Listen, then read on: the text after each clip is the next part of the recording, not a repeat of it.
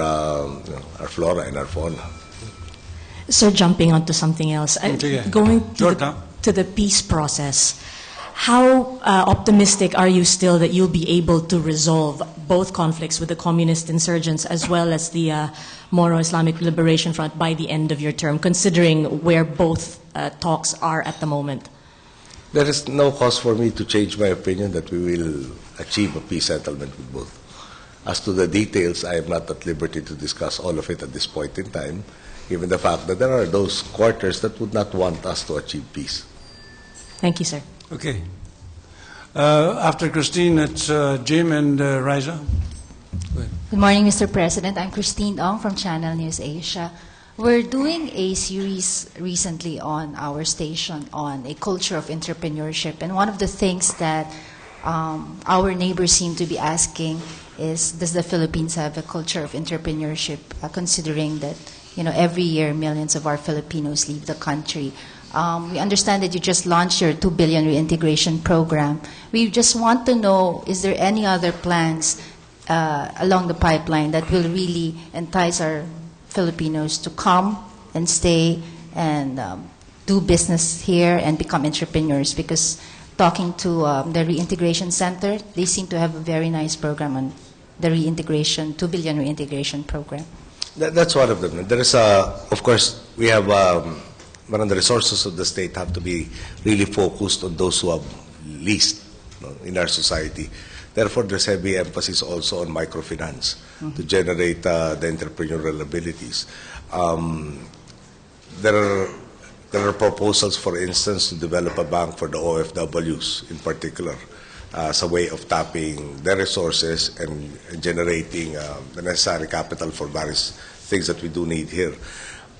There's something very grassroots in Web as a way of example. They use Carabao's milk to address our dairy insufficiency, our dairy needs insufficiency.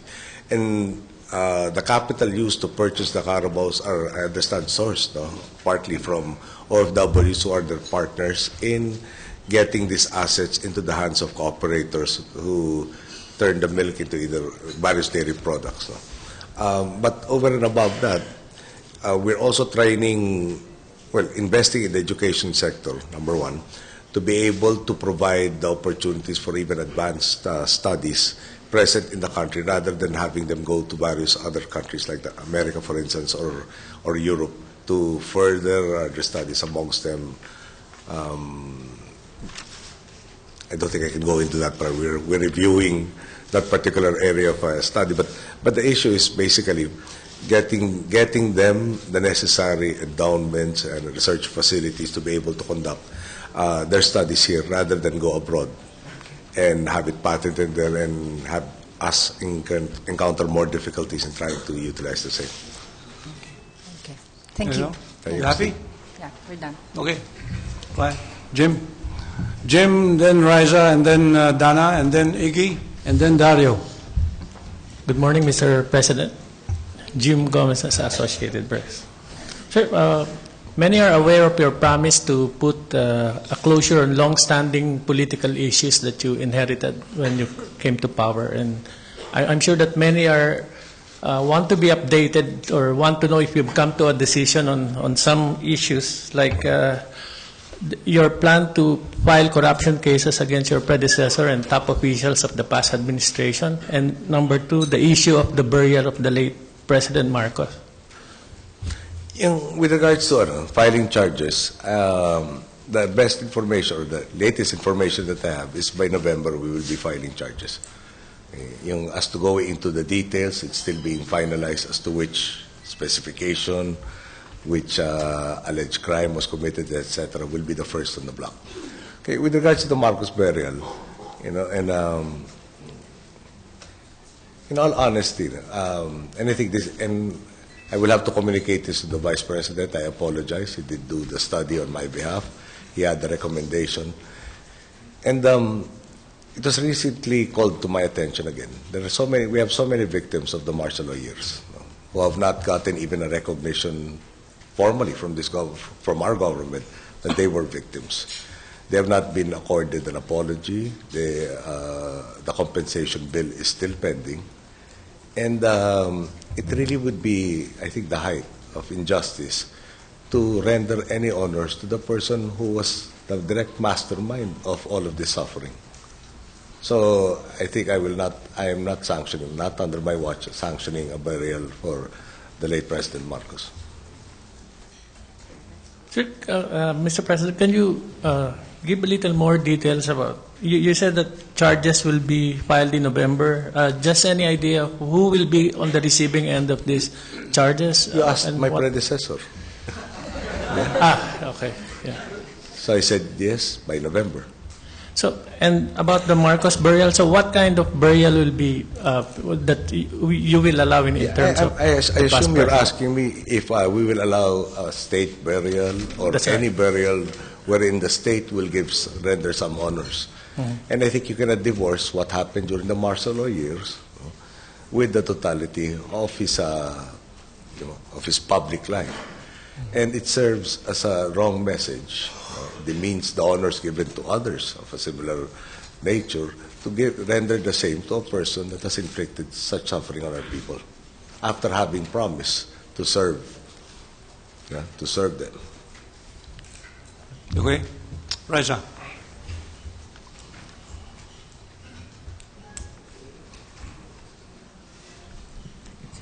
Good morning, Mr. President. Risa Robles from South China Morning Post, Hong Kong. Sir, my first question is with regards to a disclosure by former Senator Ernesto Maceda about an official who told you that there was some money he was being given, and you got angry because and you told him to give it back. Sure, sorry. Along with this, I have actually talked to another official of yours and who told me directly that he was offered several million pesos in cash to do something, but he turned it down. What I want to ask you, sir, is do you have any protocol or any SOP within your government that when a government official whom you have appointed is offered anything for any reason, what is the SOP they are supposed to follow? Are they supposed to tell you about, Sec, may 200 ka dito?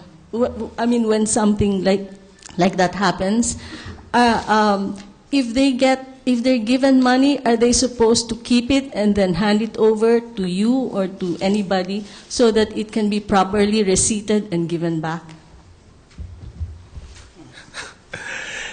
Yung 200 to me is not in reference to any dialogue I've ever had with any member of my cabinet. Okay? Or 200 for you, Yes. for that matter.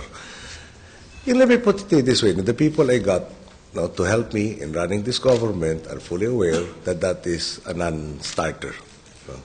You cannot entertain. I think I can rightfully claim that nobody has ever dared to offer me anything of that nature. They know that I will probably pursue charges even for the attempt. So with regards to the story that former Senator Maceda came out with, I don't know where that came from. But if ever I had somebody, I got information that somebody received anything, and I had enough evidence, then that person would not have gotten a sermon. He would have not just gotten fired. He would be facing charges. Right. And I think that is very, very clear to everybody that I have appointed that is serving. When I lose trust in a person, which means I have suspicions, but perhaps there's not enough evidence to warrant the filing of charges, that person is no longer part of our administration. Just to clarify, sir, you said that if any of your appointed official gets money, you will not only sack him, you will charge him. Assuming that there is enough evidence, because I will not tie up the courts with mere, anybody who, in our system, if somebody gets nominated to a particular position or is talked about getting a position, you will have 1,001 detractors. Yeah. If we were to file charges on everything, all the insinuations, innuendos, etc., then we will never get anywhere. But at the very least, we will have an investigation done if somebody is suspected of doing something illegal, and the results of the investigation will tell us whether or not to file charges. And the evidence will unearth evidence if there is, or will disprove the allegations if they're false. Now, but again, I don't think that's a question mark as to anybody who's in my cabinet. No? That is very, very clear. The minute you even contemplate it, you had better resign rather than succumb to temptation, which you will be penalized for. Sir, on a lighter note, the internet is filled with stories that you play video games. And in fact, during the height of the hostage-taking crisis, I'm following this up very closely because of South China Morning Post, that during the height of the hostage crisis, you were playing video games. So I would like to ask you directly, do you play video games, and if so, what kind? That covers computer, the whole gamut. Can I answer you this manner? No? In specific day, the incident you mentioned, I think all you have to do is look at the calendar of activities that happened in Malacanang that particular day. You can interview people like ex-Director General Versosa of the PNP and ask him what time I called him up. You had a whole plethora of people subscribing to their oath of office that I was the officiating officer for. And I think you will be able to get every minute of that day accounted for. And of course, I didn't prepare that thinking that there would be a disastrous hostage situation in Rizal Park.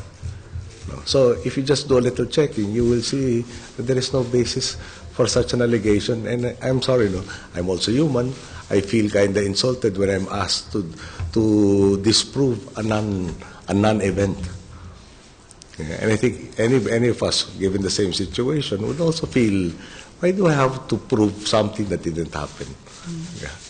Okay, Raja? How about playing video games, sir? Do you?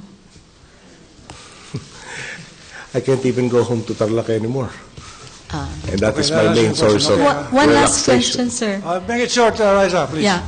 In China, you said that your love life was Coke Zero. What are you looking for in an ideal, companion, woman, or wife? The whole nation is interested. Shall I say that is not my priority at this point in time? Okay. Okay. Thank you. Dana, and then Iggy, and then Dario, and then Manny, and then Celerina, and then Press. Go ahead. Sir, Dana Batnag, GG Press, Japanese News Agency. A while ago you mentioned that our security forces are limited and that they're securing double the population that they used to secure. Given this, Sumitomo and Nickel Asia officials have decided to hire more ISKAAs to beef up their security because the number of army personnel is limited and can't be increased because of the budget limitations. Is this model something that you would suggest that other business companies who are also threatened by NPAs, do you think this is something that they should follow, that they should hire ISKAAs to improve their security? Yung Nickel Asia does not have SCAs at the present time. They're about to hire. So it's not correct that they'll hire more. First time that they'll hire. The Claver Surigao Norte is not exactly that close to the capital or the major centers of population. And that facility in itself, the area they comprise is something like 4,500 hectares.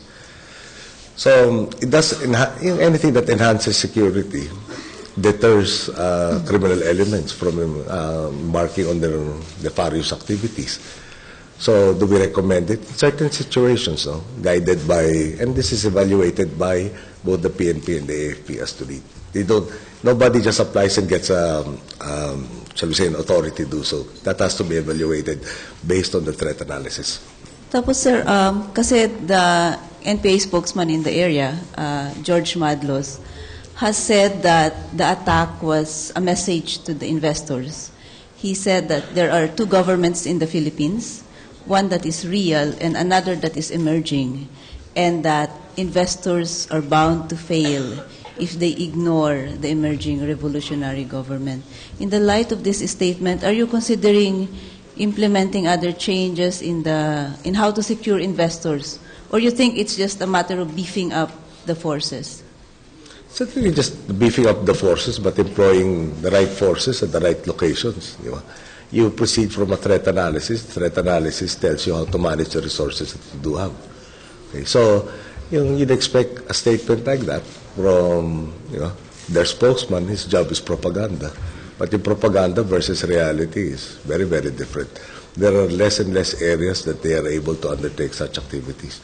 In fact, they had to traverse the breadth of Mindanao to gain sufficient forces to do what they did. And that, of course, is also a failure on our part, not being able to detect such a sizable number. That is being corrected at the present time. Okay. Thank you, sir. Okay. All right, Iggy. Then Dario, you come over. Good morning, Mr. President. Ignacio D. of the Daily Manila Shimbun. Two questions. Regarding the stimulus package, have your economic managers given you an estimate how much it could boost economic growth by first quarter of 2012? I don't recall offhand what the briefing was on in terms of the multiplier effect of this investment. Yeah, we don't. Sir, and we'll have to get back to you that because guess and be erroneous. Sir, and then second question, there have been reports from some of your middle-level economic managers about a possible cut in the Philippine growth target for 2011. Could you confirm that a reduction is in the works? We're still maintaining perhaps the low end of the forecast, but nobody, for instance, predicted that the tsunami and the earthquake would hit Japan, would disrupt 60% of our exports. Yeah, our exports are 60% from the semiconductor industries. And these have components that are sourced from Japan affected by what happened there.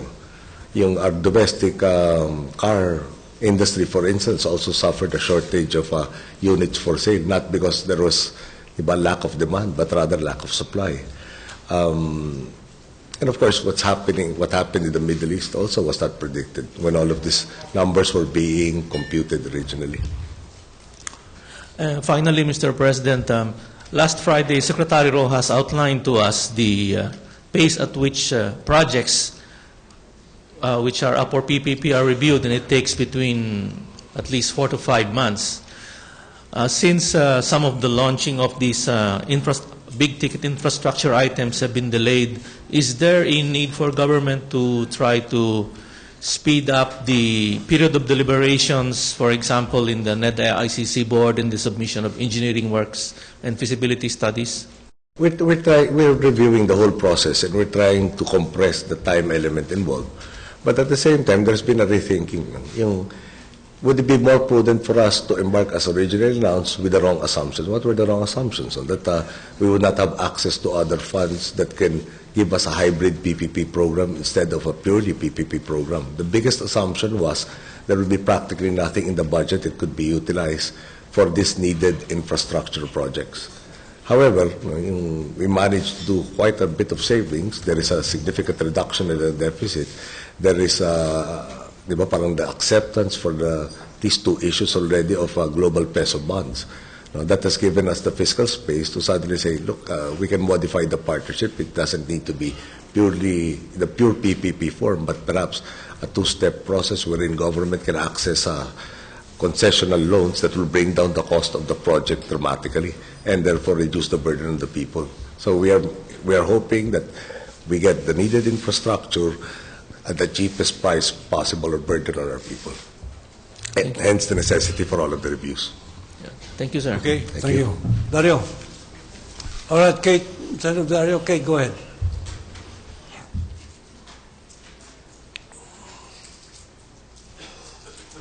Kate McGowan from the BBC. It's nearly now 2 years since the Maguindanao massacre. Go into the microphone. Yes. Okay, is it on? Yeah, go ahead. Okay. It's nearly 2 years since the Maguindanao massacre happened, and things still seem to be going incredibly slowly. there seems to be no end in this.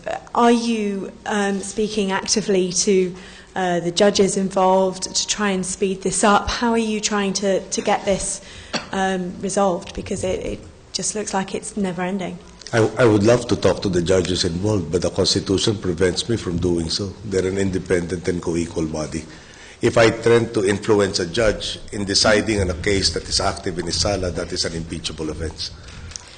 I've been working, however, on the Secretary of Justice, especially on the prosecutors under our control, to try and ask why we have not been moving faster.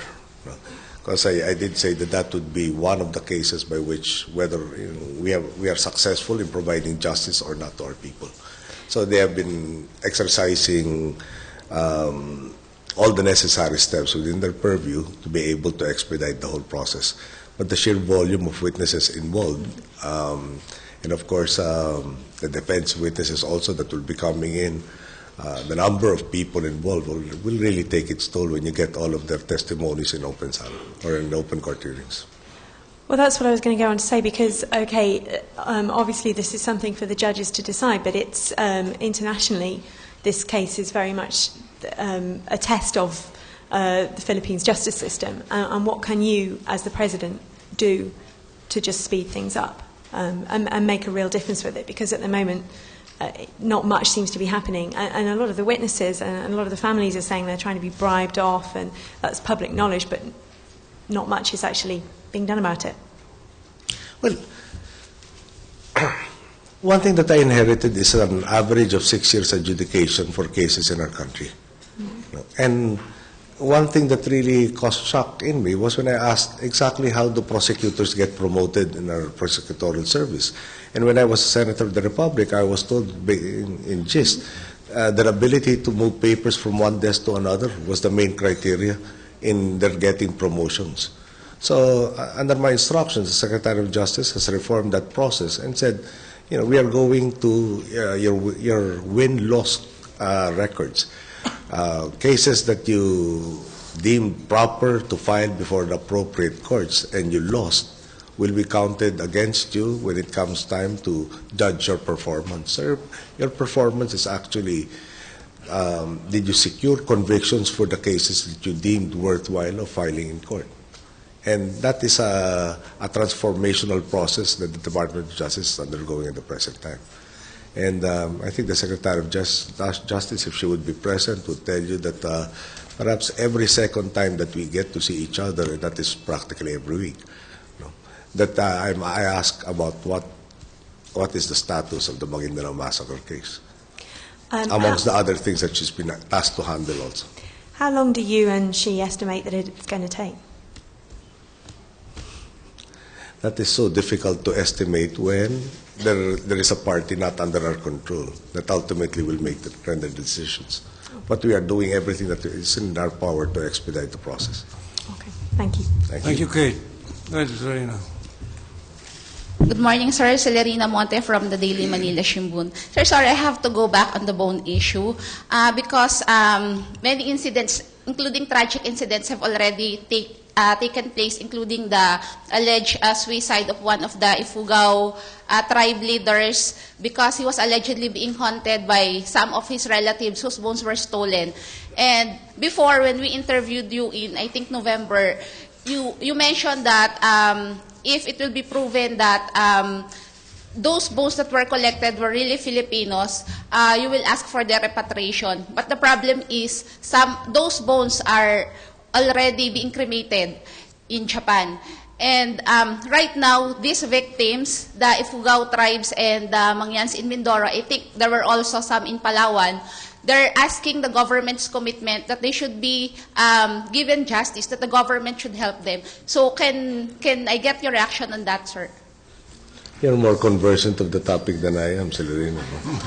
Because, sir, I went there. I interviewed them. I intend to go to Ifugao, but not on the issue of the bones. But the last time that I checked formally with the Secretary of Foreign Affairs I was informed that there were supposed to be DNA tests that were to be conducted, and we were awaiting the results of the same. I have not gotten the formal results of this DNA test. So the first question that was asked earlier, I had to answer on the basis of raw reports that I was getting of what the contents of the report were. I was informed that the results were inconclusive. And when it's inconclusive, how do you demand a right when you have not yet proven the right to reclaim the remains of Filipinos? So any other comments on this matter is pure speculation on my part, and I think that would be irresponsible. So as soon as the Secretary of Foreign Affairs comes back, and is supposed to arrive, I think by tomorrow, I will ask him to personally look into this, and together with, I think it's the National Historical Institute who is also handling it for us, the National Museum. But I think I'd better call them all in to settle this question once and for all. Okay, sir. Sir, on another issue, the government is pushing for a special track of peace talks with the NPA, NDF. So what's the development on this? And are we expecting a resumption of the peace process with the MILF and the NDF before the end of the year? I cannot talk about the contents of the special track, no? Because that is actually being negotiated at this point in time. We are not yet at the stage that we can have a document that we can sign. But I think I cannot add anything to what I've already stated, that the proposals emanating from them are eminently doable. Now, I'm sure you understand that there are partners that would not want us to achieve peace, who have found a life in continuing bloodshed to be their liking. So is it prudent on our part to start revealing all of the details of all of these agreements at this point in time when we have not yet concluded the same? Will we increase the risks to the people who are involved in the process by revealing who they are? I don't think that would be correct on my part. So when can we expect the resumption of the peace talks? Is it soon? Or Secretary Deles of the peace process tells me nonsense as soon. Okay. Okay, thank you. Thank you. Manny and then Chris. Then Luis, and then you. Okay. Good morning, Mr. President. Manny Mugato from Reuters. So, in the past, the Philippines has been very hard on Myanmar, especially in pushing for the democratic roadmap in the country. Now there are indications that Myanmar will release their political prisoners. Can we get your comment on that, and how would it help Myanmar in hosting the next summit? But two topics, But on the first topic, there was, I understand, I read somewhere that there was a gathering by people to commemorate. But anyway, the rally was not dispersed. No? So that is a hopeful sign. Aung San Suu Kyi has not been re-incarcerated.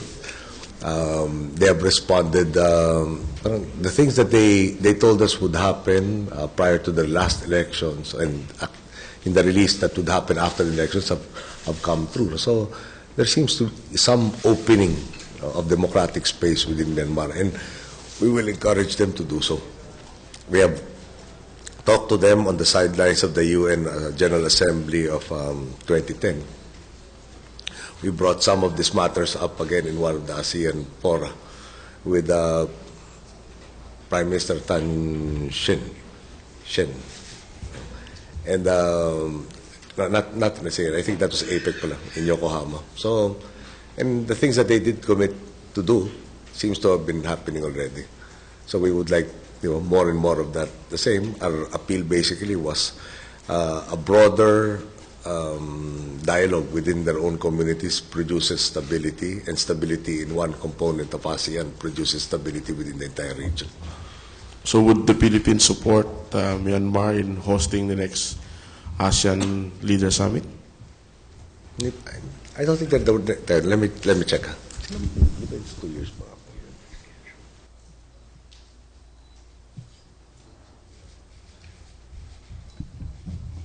Check on the details.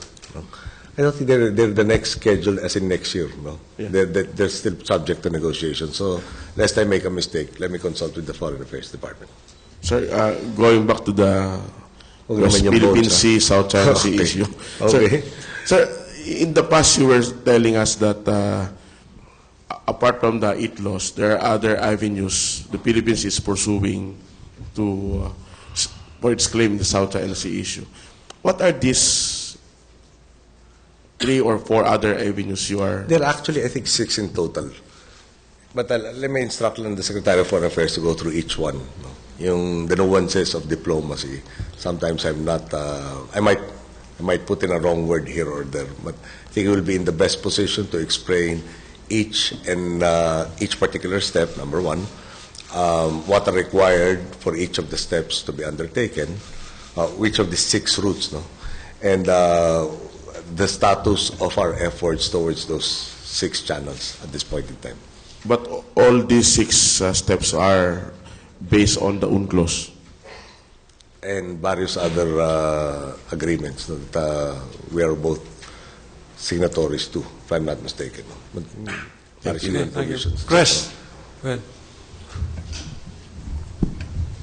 Chris, and then this side, Frank and... Yeah, Tres Reyes from the case, sir. I'd just like to ask, you said you were asked about the GDP growth for this year. Which is our target now? Is it 5 to 6 or 7 to 8? 5 to 6.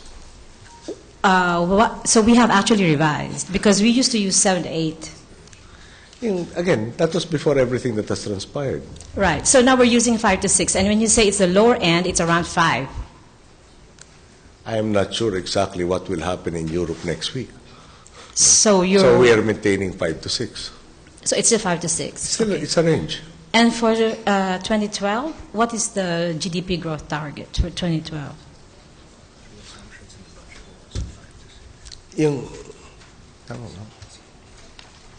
One second.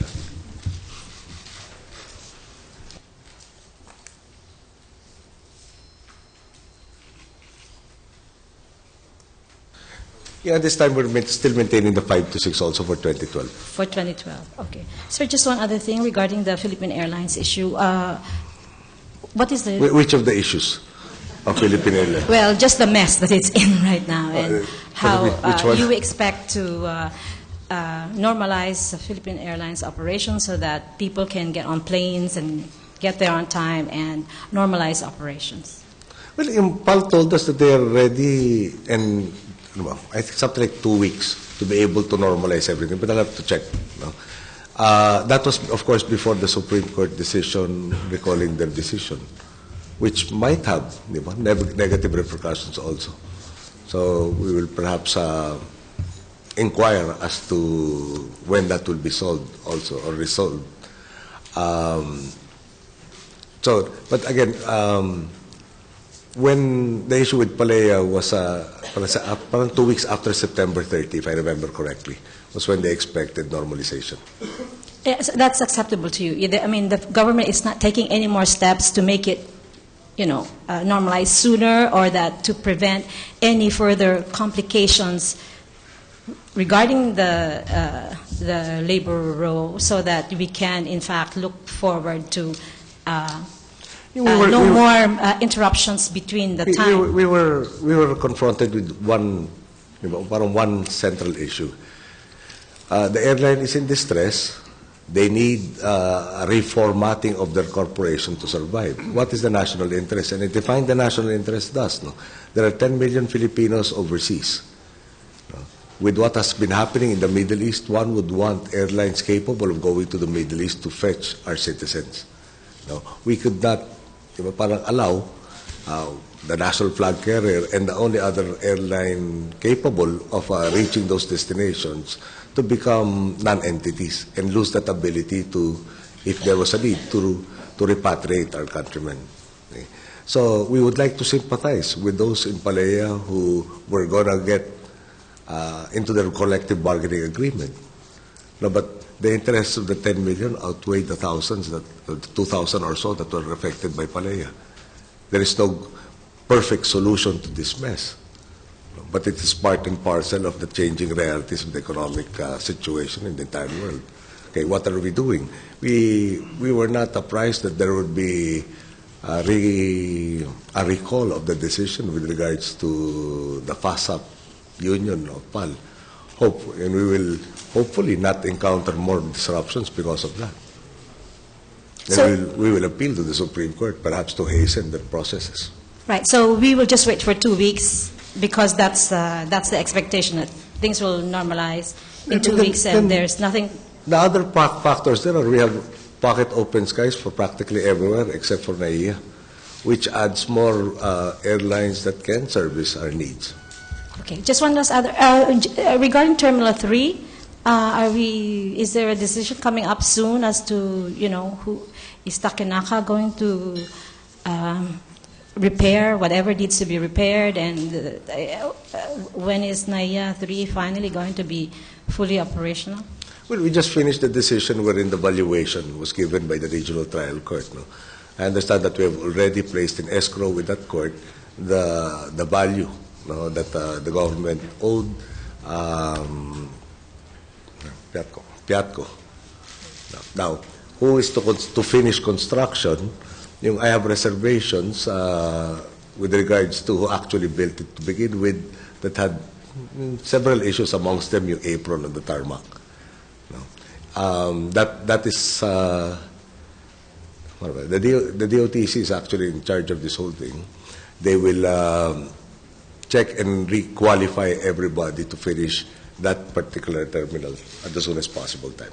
So there's no time frame as of now?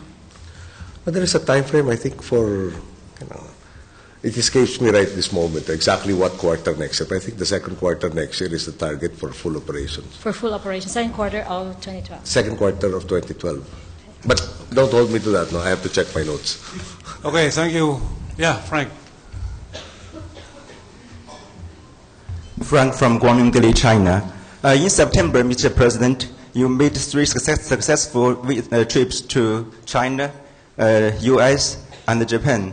So, if using one word to describe your impression to each of the trip, what's the words you will use to describe the trip? Besides tiring? And that's my next question, actually. Wait, just one question first. Go ahead. We are very thankful for the way we were received by all the leaders that we met in various sectors. Hopefully, we were able to convey that the Philippines is ready to assist all of these countries that we have had such good relations with for a very, very long time in navigating these very turbulent economic conditions at present.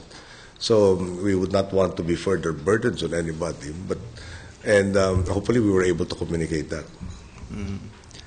And then my next question, it would be tiring instead of enjoyable to travel such a lot within 1 month. So how do you keep yourself refreshed and in high spirit despite such a high pressure? Yeah, yesterday, going to, I think it was the PICC that I went to, there was this young family young family that I saw on the street who visibly were not that well off, but they had smiles on their faces and they were waving so enthusiastically at me, knowing that the convoy that I was in was passing before them, including their very young offspring. So whenever I see our people appreciate all of the efforts that are being done on their behalf, that sustains me. That makes it all worthwhile. Okay, the last question. So, Mr. President, can you give us, the foreign media, some suggestions? What do you think the foreign media should portray more about Philippines or portray more accurately about Philippines? What's your suggestion?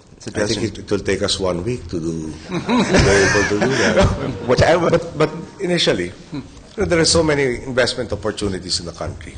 A lot of them really, shall we say, left in the potential stage. Amongst them, for instance, in tourism, there is an island called Balabac off the southern coast of Palawan, which I understand is at par, has beaches that are at par or not even better than those offered by Boracay. Look at coconut water, for instance. I had to go to America to find out that we are exporting coconut water to America. That was really educational on my part because I thought there was no way to preserve coconut water. Then they did find out in terms of packaging, etc. And to find the nutritional value of the same. This redounds to quite a significant increase in the livelihood opportunities of our countrymen engaged in coconut farming. Various facets of aquaculture also. There are so many things actually that can be reported in this country, but if we're fixated on on so many trivialities, amongst them my love life. No? Okay, thank you. That's really down to anybody's good. Thank you. Go ahead, please, quickly. And then Yano-san. After she, you. Go ahead. Somebody else. I can fix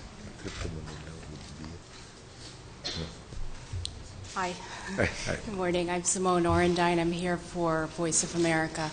The BPO industry is projecting that there's going to be a lot of hiring coming up in the year ahead, and they're talking about a shortage of skilled worker, or shortage to fill those positions in the tens of thousands.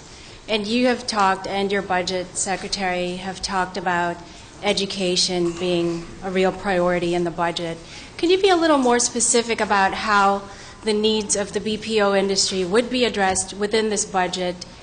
I understand there's school construction going on. There is the consideration of going 12 years of school. But how, I guess in the immediate future, will this have an impact on this hiring in the BPO industry? Can I just read the font is font 6, I think.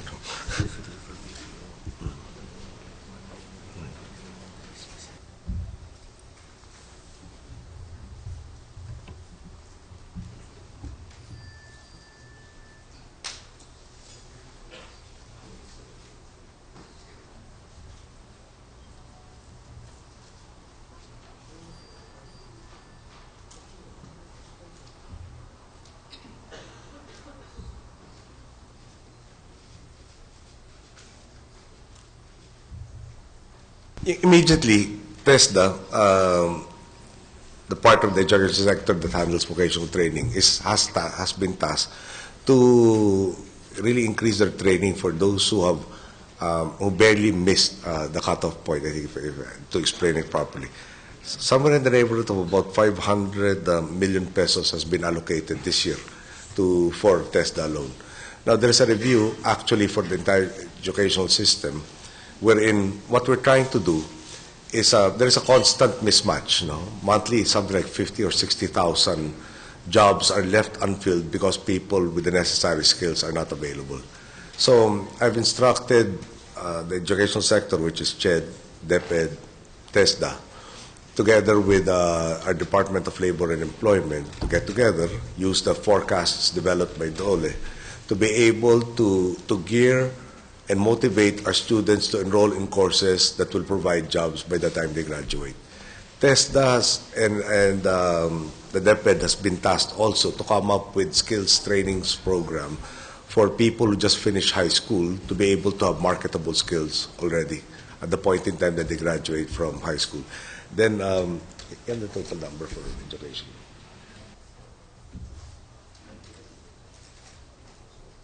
The exact numbers for education, the education sector, but it has, again, been one of the biggest growing sectors of the proposed 2012 expenditure program. So is the just to follow up, is the test training then going to be able to address the needs of, say, the BPO industry, that sort of thing, or is that separate? Yes, but there is also a need to develop the managerial talent that is actually, there's a more acute need for that. No? And the reason for that is it grows, I think the BPO industry grows between 20 or 30% per annum. We think it will be accelerating given that there will be other activities not previously part of our domestic industry that are forthcoming.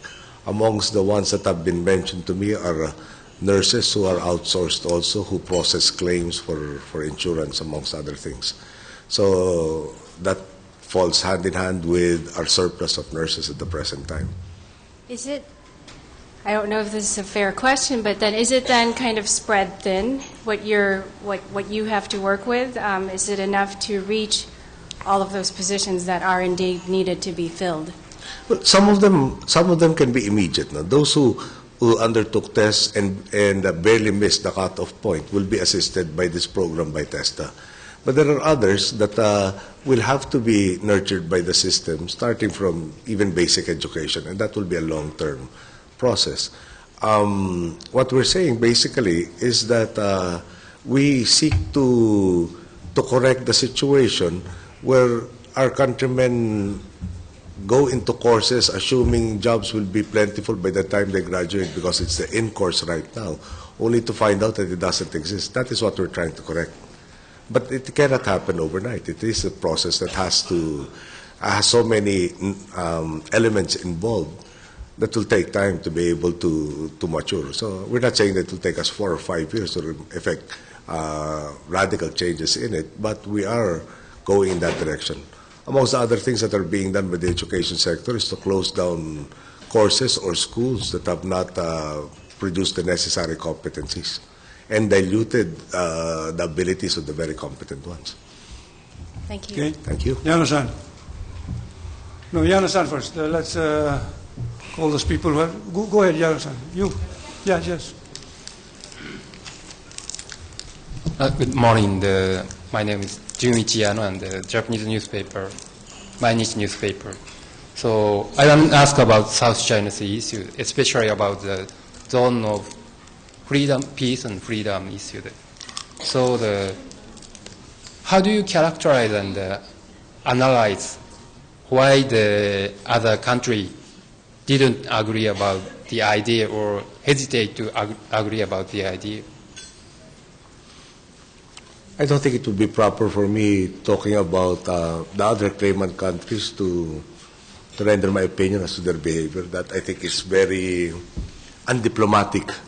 Mm-hmm. At the point in time when we want ASEAN centrality, I think I should be very conscious lest I hurt anybody's feelings at this point in time by trying to judge why they decided on the way they decided. Mm-hmm. So how will you convince the other ASEAN countries about your idea?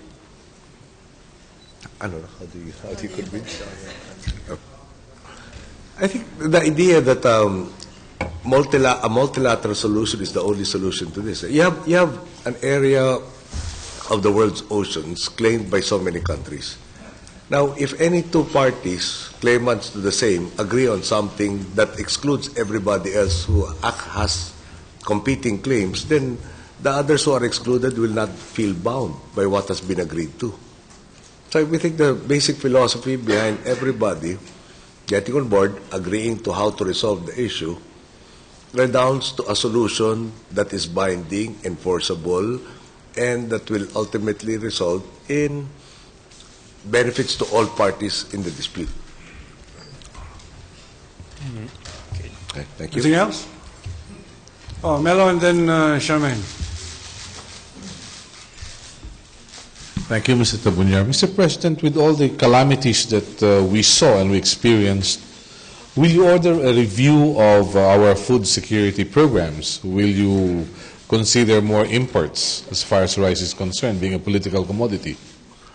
With the calamities that have befallen us, the 2 typhoons almost becoming 4, actually in succession, I think I was talking to Secretary Alcala the day after I visited Region 3, and he showed me various computations beginning with what we had in stock at the beginning of this year, which is about 1.5 million metric tons, which is good for, sorry, I don't have a calculator right now. But 45 days?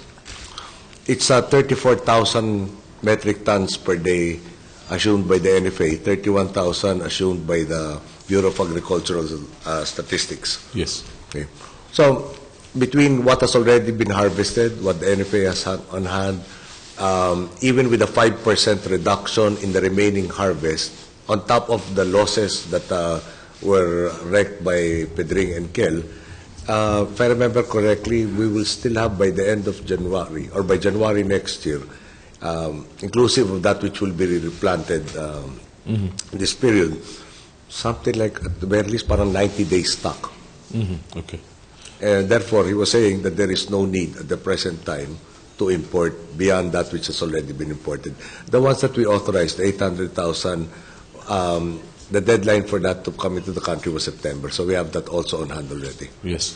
But again, the first 3 quarters have really had very, very good harvest, according to Secretary Alcala. That I was asking him already that if you actually base it on the 31,000 metric tons daily needs, then we are actually in surplus already at this point in time. Yeah. With what we have. Mr. President, with the coconut water that you mentioned a while ago, I was with another media personality about a couple of days ago. We've been to Quezon. They're excited with the cocoa water industry, but they just wouldn't know which stage would investors be interested in the cocoa water. Is it the young coconuts or the matured coconuts? Because it will complicate the country's commitments of coconut oil. They have 18 oil processing plants in Quezon Province, Mr. President. The way that there are 2 proponents already in the country, one in Mindanao, and I think the other one is in Quezon. Or was it Camarines, sir? That is about to be established, if I'm not mistaken. Now, in both of these existing plants, and their main products are copra and desiccated coconut. Yes. They said that both plants used to be wet because they just throw away the coconut water. Now, they originally sourced, these 2 companies sourced from Brazil, prohibitive price already for coconut water in Brazil. That's why they discovered the Philippines, and they said that both plants are now dry. So I'm not technically clear as to whether it's the young coconut or the older coconut trees that will produce the necessary water. My understanding is any coconut will produce the water that they put in Tetra Paks and export to Thank you, America, Mr. amongst other President. countries. Thank you. Charmaine, keep it short because our time is running short. Yeah, this is just a follow-up to your earlier response to the West Philippine Sea and the prospects of oil and gas exploration.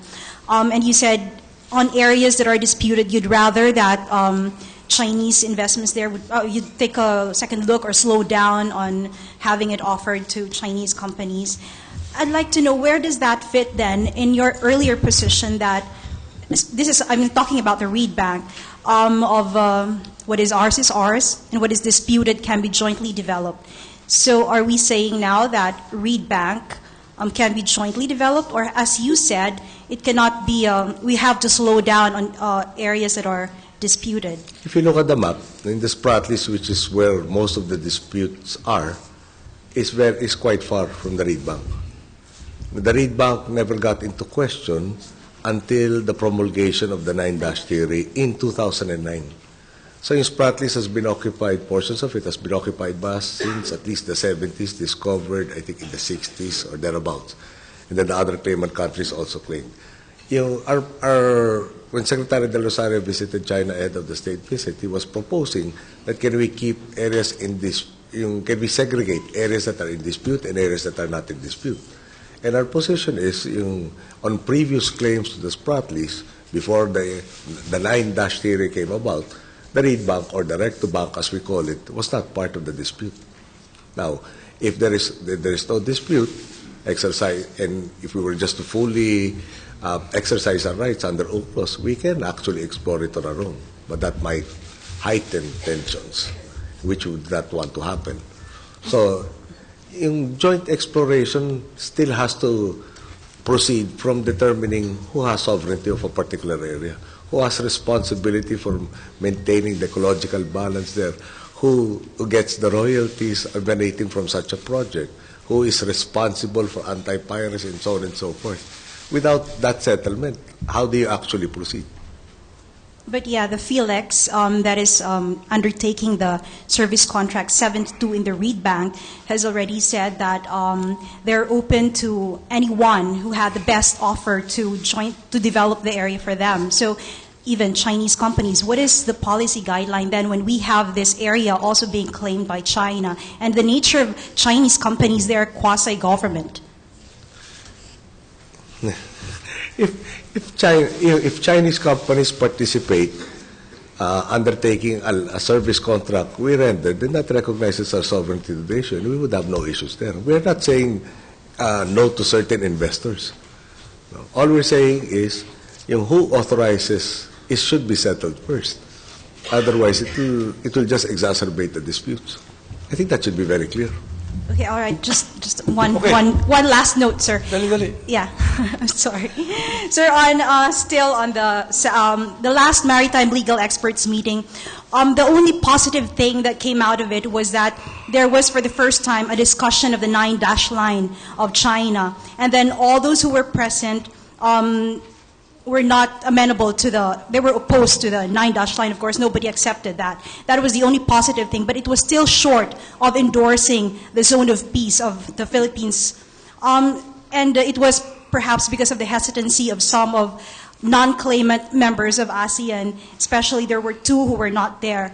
Would you prefer that the claimant member states of ASEAN take a lead role in this multilateral approach that you wanted on the South China Sea issue? I think that is automatic, that the claimant countries will have the interest to foster or to push along this process of settling the disputes. That's I think, commonsensical. The others who are not party to the dispute, who do not envision the necessity of freedom of navigation, for instance, who have land ties with the other countries in dispute, will feel perhaps it's not warranted that they embroil themselves in a controversy that does not do their parochial concerns any good.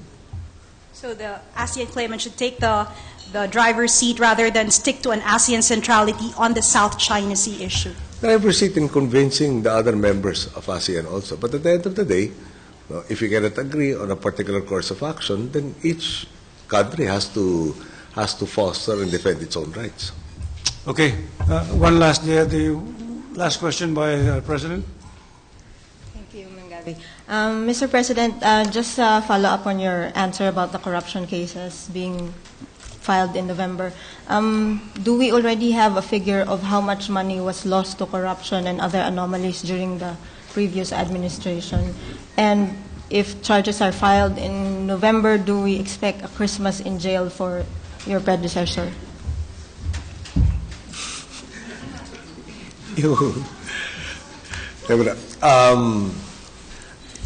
I'm in a quandary as to how to answer that, no? Primarily because yung actual copy of the complaint, etc., is not yet before me now. And there are developments that are happening. Let's be realistic about it. Yung witnesses might be gotten to from now until November. So I don't think it's prudent on our part to reveal any details as to which charges. And we're not even saying that it is necessarily a corruption charge that will be the first one that will be filed. But they are all in the ambit of yung misgovernance that has transpired. So I'm sorry, I think it will make our lives that much more difficult in securing witnesses, in really preparing for the case if we were to reveal too many details at this point in time. Mr. President, sometimes in this forum, no, just wait, we have to end it.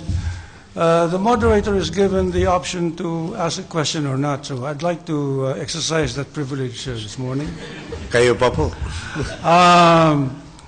Some years back, the presidency was very much out of your mind, far from your mind. You've been president for 2 years now. How do you like the job? How do I like the job? How do you like the job? How is it treating you? There are still adjustments that have to be made. No? The degree of total lack of privacy is something that has to be, I guess it's really hard to, let me answer it this way. Things that I predicted would happen when I was first asked to run are happening, and perhaps some of them even to a worse degree. Mm-hmm. We really, I think, work extremely hard. And then at the end of the day, not too many media people are concerned about what we think are the important issues, but are more concerned with issues that I think are more of a trivial concern. So it does not serve as a motivation to work even harder on the things that we think are important. So I don't see you stressed out, or you don't show it anyway. I pass it on to Ricky Carandang. So you can easily finish your term and probably like it a little bit and possibly consider doing more for the country after that. Ever since I entered public service, the the only, I guess, motivator, the only thing I ever needed to keep on going was when I was a congressman, for instance, to go back home to the district and see the appreciation of the people that I promised to work for. When yesterday, chance encounter with that young family, not well off, and they seem to be so appreciative of the things we were doing. That is enough for me. And when I get a reception like that, or even in Mandaluyong earlier in the day, then the 4 years and about 8 months remaining does not seem to be that long. Where do you intend to bring this country after 4.5 years of you? What's in your mind? I think it's already happening now. When, for instance, I'm being castigated with freedom of information, but when we look at it, what have we actually withheld from the people at any point in time? And why do I harp on that? No, because previously our people seem to be so apathetic already, not cathartic about issues that befell my predecessor's government. Now it seems there's a fixation to go on the opposite extreme, which is to find fault and nitpick as much as possible, and becoming, for certain quarters, quite an obsession. So, from if the choice is between apathy or being too much of a busybody, I think I'd rather accept the busybody concerned with what happens with the country rather than the apathy that happened not just too long ago. Well, thank you so much, Mr. President, and thank you for being with us. Thank you. Thank you. Thank you, sir. Sir, you'll have lunch with us. Good. 7 to 8, sir.